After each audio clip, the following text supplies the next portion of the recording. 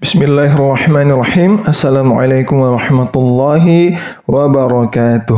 Selamat datang kembali di channel Ngaji Bareng.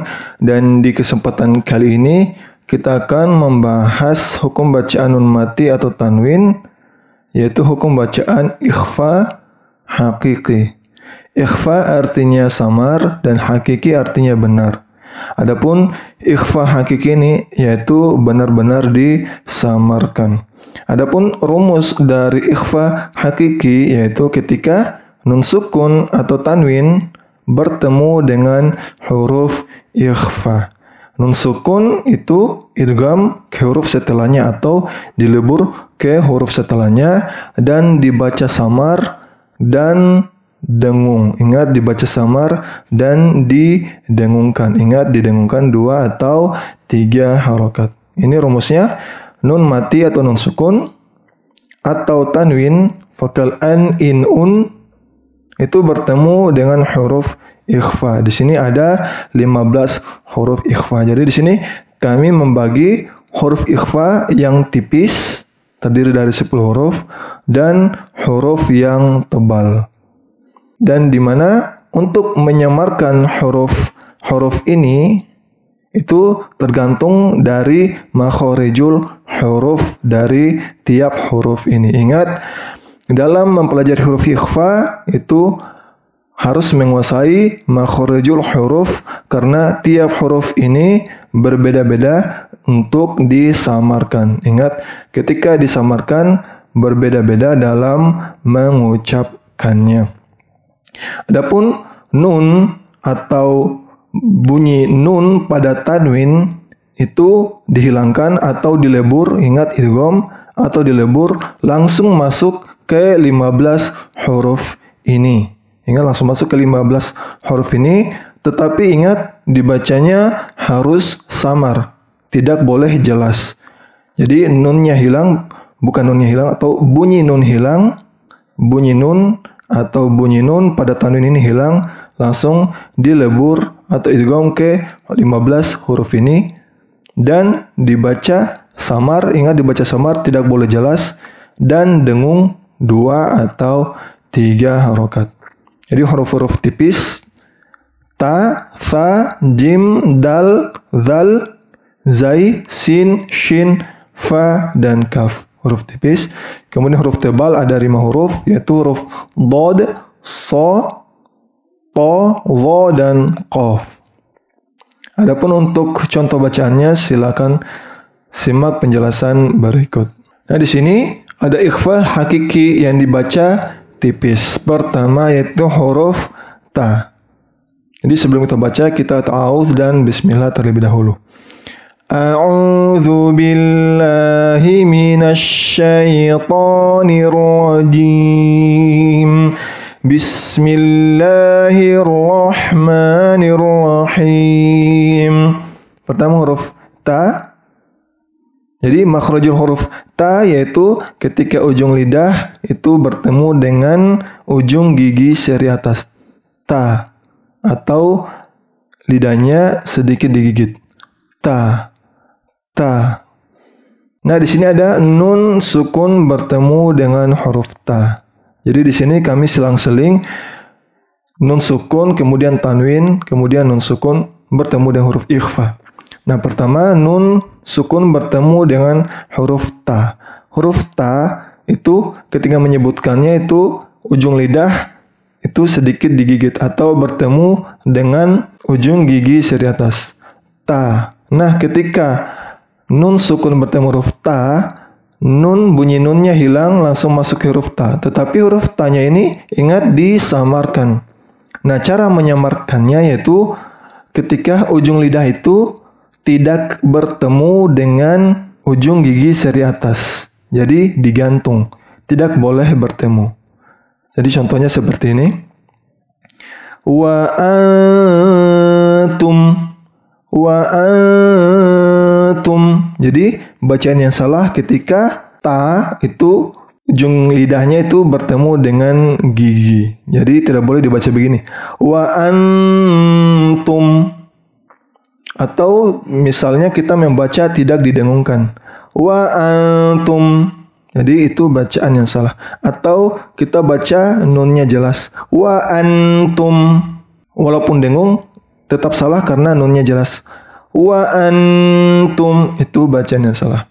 Bacaan yang benar yaitu ketika bacaan atau bunyi nunnya itu hilang, masuk langsung ke ta, tetapi huruf ta-nya itu disamarkan, yaitu disamarkan ketika ujung lidahnya tidak mengenai ujung gigi seri atas. Jadi bacaan yang benar, ingat harus didengungkan. Wa antum, wa antum. Selanjutnya itu huruf tha. Ingat cara pengucapan huruf tha itu ketika ujung lidahnya bertemu dengan ujung gigi seri atas juga. Tha, tha. Dan lidahnya digigit. Tha, tha. Nah, ketika bertemu dengan tanwin, tanwin ada bunyi nun sukun di belakangnya. Tanwin bertemu dengan huruf tha, itu ingat huruf nunnya hilang atau bacaan bunyi nunnya hilang, masuk langsung ke huruf tha, tetapi ujung lidahnya tidak bertemu dengan gigi seri atas. Jadi cara membacanya azwajan thalathah, azwajan thalathah. Ingat, bunyi nunnya hilang, masuk ke tha, tetapi tha-nya disamarkan dan didengungkan 2-3 harokat. Kemudian huruf jim. Huruf jim, depan lidahnya itu naik mengenai langit-langit. Ja, ja. Dan ketika nun sukun bertemu dengan huruf ja, bunyi nunnya hilang, masuk ke ja, dan ingat disamarkan, yaitu depan lidahnya itu tidak mengenai langit-langit. Jadi ingat samar tidak mengenai dari sumber makhorijul hurufnya. Jadi jim, ingat depan lidahnya tidak mengenai langit-langit dan didengungkan. Contohnya mi ju'in, mi ju'in. Jadi dari sini huruf ta, tha, dan jim itu samarnya itu berbeda-beda. Kemudian huruf dal. Ingat, huruf dal ujung lidahnya itu bertemu dengan pangkal gigi seri atas atau tempat gigi seri atas itu tumbuh. Dal, da. Nah, ketika tanwin bertemu dengan huruf da, bunyi nun dari tanwin itu hilang, kemudian diganti dengan huruf da, masuk ke huruf da, tetapi ujung lidahnya itu tidak mengenai pangkal gigi seri atas, hanya mendekati. Contohnya dakka, dakka, dakka, dakka. Ingat didengungkan 2-3 harokat. Kemudian huruf zal. Huruf zal itu ujung lidahnya bertemu dengan ujung gigi seri atas. Za, za. Nah, ketika nun sukun bertemu dengan huruf za, ujung lidahnya itu digantung di antara gigi, tidak bertemu ujung gigi seri atas. Contohnya madzalladzi. Nah, di sini saya langsung menuju ke huruf za. Karena bunyi nunnya dihilangkan.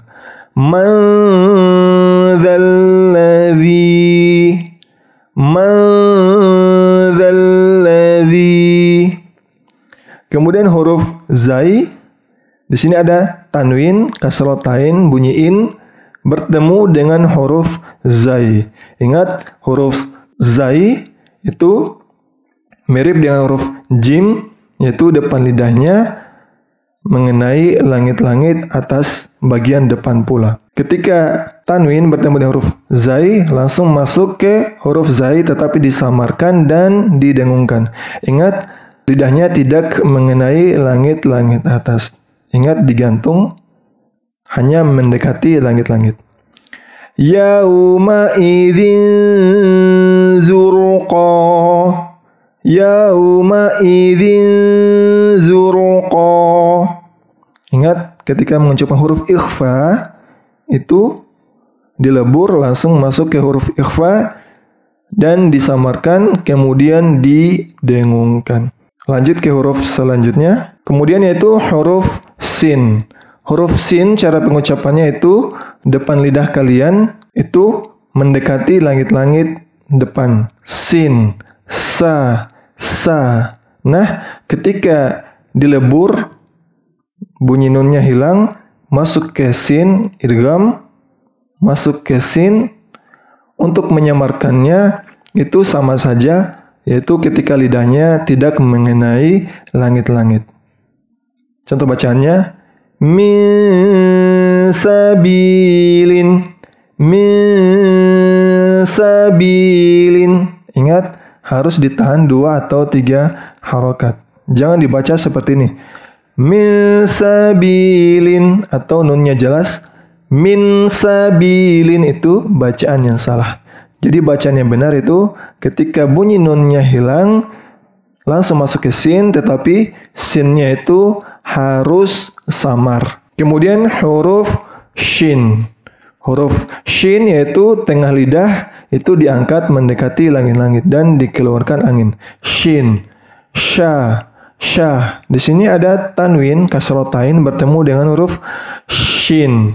Huruf sha. Ingat bunyi nunnya hilang masuk ke huruf shin. Cara bacaannya yaitu ketika shinnya disamarkan, tengah lidahnya itu diangkat menuju ke langit-langit, tidak mengenai langit-langit. Contohnya, syai'in syahidun, syai'in syahidun. Ingat, tadi sin dan shin itu berbeda cara untuk disamarkan. Kemudian huruf fa. Huruf fa itu ketika bibir bawah bertemu dengan gigi seri atas. Fa. Nah, ketika disamarkan, nun sukun bertemu dengan huruf fa, masuk ke fa, fa-nya disamarkan, yaitu ketika bibir bawah itu tidak boleh bertemu dengan gigi seri atas. Tidak boleh bertemu. Jadi bacaannya anfusakum, anfusakum. Jadi ujung gigi seri atasnya itu hanya mendekati bibir bawah. Kemudian terakhir dari ikhfa hakiki yang tipis yaitu huruf kaf. Huruf kaf yaitu ketika tengah lidahnya itu diangkat mengenai langit-langit. Ka, ka. Nah, ketika di sini huruf tanwin dhammah tain vokal un bertemu dengan huruf kaf, bunyi nun sukunnya itu dihilangkan langsung masuk ke huruf kaf, tetapi huruf kafnya itu disamarkan. Nah, karena tengah lidahnya mengenai langit-langit, untuk disamarkan itu tengah lidahnya diangkat hanya mendekati langit-langit saja, tidak mengenai. Cara bacanya fakihatun katsirah, fakihatun katsirah. Jadi bacaan yang salah, mungkin kemarin saya menjelaskan itu ikhfa itu dibunyikan ng atau eng untuk memudahkan teman-teman. Tapi di sini saya pertegas ketika mengucapkan huruf kaf untuk disamarkan itu tidak mengenai langit-langit. Jadi tidak boleh berbunyi eng karena lidahnya tidak mengenai langit-langit. Bunyi eng itu disebabkan karena lidah kalian itu menyentuh langit-langit. Saya ulangi, ketika tidak menyentuh langit-langit, fakihatun katsirah. Nah, ketika dibunyikan eng, bunyinya seperti ini. Fakihatun katsirah. Jadi bunyi eng sangat tidak disarankan untuk kali ini. Jadi tidak boleh berbunyi eng. Jadi digantung, lidahnya tidak boleh mengenai langit-langit. Sekali lagi, fakihatun katsirah, fakihatun katsirah. Ingat, semua dibaca samar dan didengungkan 2 atau 3 harokat saja. Oke, lanjut. Nah, terakhir yaitu dari ikhfa hakiki yang tebal, yaitu huruf-huruf yang tebal. Ketika nun, sukun atau tanwin bertemu dengan huruf ikhfa yang pengucapannya itu tebal. Nah, tebal di sini ketika hampir seluruh permukaan lidah itu naik menuju langit-langit atau mengenai langit-langit. Pertama, huruf shad. Huruf shad ini cara pengucapannya itu lidah ini mendekati langit-langit. Hanya disisakan sedikit ruang untuk keluarnya angin. Ingat, seluruh lidahnya mendekati langit-langit, bukan sebagian. Shad. Shad. Ketika nun sukun bertemu huruf shad, itu sama posisinya lidahnya mendekati langit-langit. Cara membacanya, salatihim. Salatihim. Ingat, samarnya itu terdengar tebal. Karena lidahnya mendekati langit-langit. Selanjutnya huruf ba. Ketika mencapai huruf ba, itu permukaan lidahnya hampir semua mengenai langit-langit. Ketika nun pada tanwin, ingat tanwin fathatain bertemu dengan huruf ba, nun, bunyi nun pada tanwin itu ditiadakan, masuk langsung ke huruf ba. Nah, ketika disamarkan, itu permukaan lidahnya tidak boleh menyentuh langit-langit. Tidak boleh menyentuh langit-langit. Adapun cara membacanya, qaumadallin.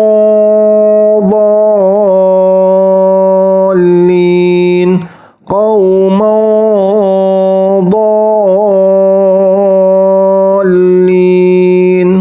Jadi, mau langsung masuk ke do. Ingat, huruf do-nya ketika disamarkan itu lidahnya tidak mengenai langit-langit. Kemudian diucapkan huruf do. Ingat, didengungkan. Kemudian huruf po. Huruf po juga itu permukaan lidahnya sebagian besar menyentuh langit-langit. Po. Po. Kemudian ketika nun bertemu huruf po, ketika diidghamkan atau dileburkan ke huruf to-nya disebut itu tidak mengenai langit-langit ketika disamarkan. Contohnya, Ataqanallah.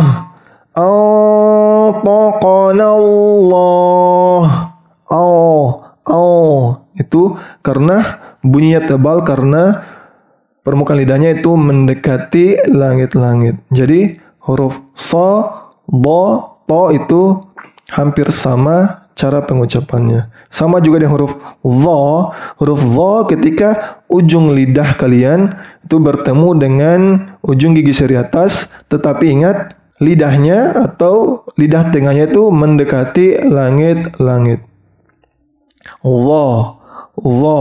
Ketika nun sukun bertemu dengan huruf dha, itu ingat ujung lidahnya itu mendekati pangkal gigi seri atas, tetapi lidahnya tetap diangkat mendekati langit-langit, sehingga bunyinya seperti ini. Min zuhuri, min zuhuri. Terdengar tebal ketika disamarkan. Ingat, didengungkan 2-3 harokat. Dan terakhir yaitu huruf qaf. Huruf qaf ini cara pengucapannya itu ketika belakang lidah kalian itu mengenai langit-langit. Qa terdengar tebal. Ketika tanwin di sini ada kasratain in itu bertemu dengan huruf qaf. Jadi ketika disamarkan dilebur ke huruf qaf dan disamarkan itu lidah belakang kalian itu hanya mendekati langit-langit sehingga terdengar tebal seperti ini. Syai'in qadirun. Ingat, disamarkan dan ditahan 2-3 harokat, kemudian mengucapkan huruf qaf. Syai'in qadirun. Syai'in qadirun. Jadi tidak boleh seperti huruf kaf tadi, tidak boleh mengenai langit-langit. Nah, ketika mengenai langit-langit itu terdengar bunyi eng, tebal dan eng. Jadi itu tidak boleh. Contoh yang salah, misalnya syai'in qadirun. Jadi tidak boleh dengan huruf tetapi samar. Karena belakang lidahnya itu tidak menyentuh langit-langit atau hanya mendekati langit-langit saja. Saya ulangi bacaan yang benar. Syai'in qadirun. Syai'in qadirun. Oke, terakhir untuk tips mengucapkan huruf ikhfa hakiki, yaitu ingat bacaan nunnya atau bunyi nunnya hilang, langsung masuk ke huruf ikhfa, tetapi ingat tidak boleh betul-betul mengucapkan huruf ikhfa atau disamarkan.